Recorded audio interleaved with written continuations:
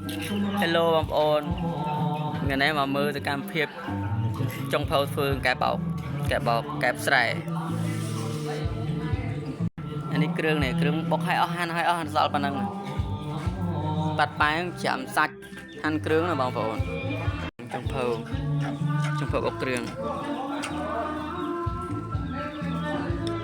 នឹងសាច់ចាំហើយ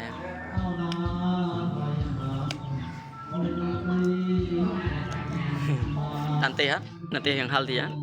បើចេញស្ករចុងភៅhello មើលចុងភៅអញញ៉ាំល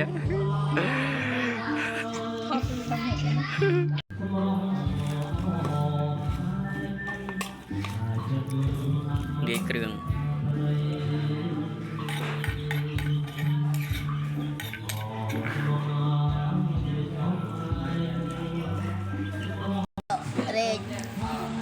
មែនអបអរេងរេប៉ុណ្ណឹងបានអត់លីងញ៉ាំអស់ទៅទៀតចិនសេសមក